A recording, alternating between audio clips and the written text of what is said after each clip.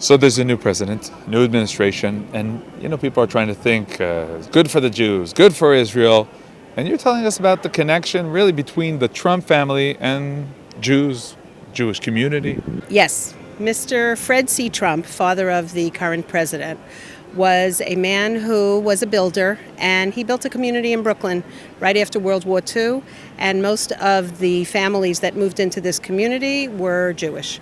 They wanted a rabbi, they wanted a synagogue. And my father in 1951, who was a survivor from Poland, became that rabbi. And the synagogue was housed in a basement of one of these buildings because there wasn't a building yet. And my father, Rabbi Israel Wagner, decided to go and speak to Mr. Fred C. Trump and see what he could do about building a synagogue.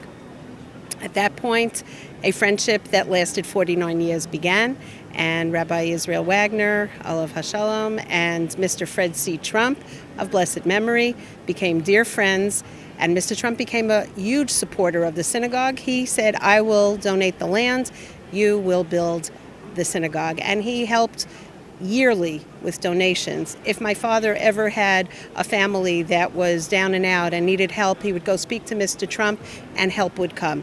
He was truly a man that respected Judaism, respected my father very much, and respected family life. We're talking here about a Holocaust survivor and the Trump family, which I understand origins are from Germany, non-Jewish Germany. That is correct.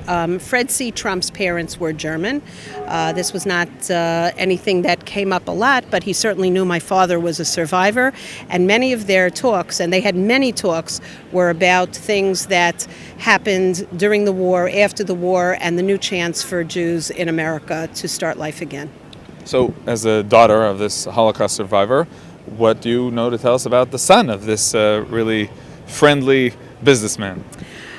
Mr. Trump had a few children, and one of them was Donald, and he was rambunctious, and he definitely was super close to his father.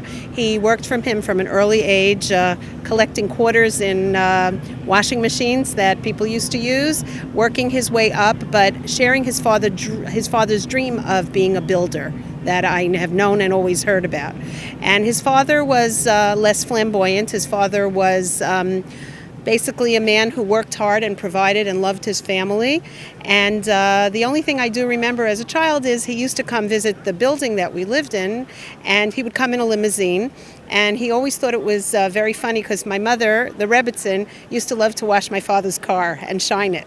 And he would pull in, the limousine would pull in next to my father's car. He'd see the Rebbitzin washing her husband's car, and he would say, "Rebbitzin, what are you doing?" She goes, "I like my husband's car to be shiny." So he goes, "Okay, you could do my limo next." He was a nice man, a friendly man, a very warm personality. And yes, and the son was known to be a little, as I said, rambunctious and wild, but very much loved by his father.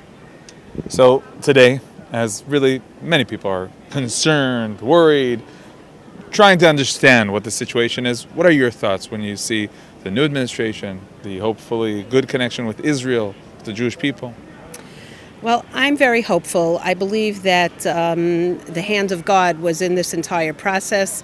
Donald Trump, nobody thought would win as President of the United States, and he did.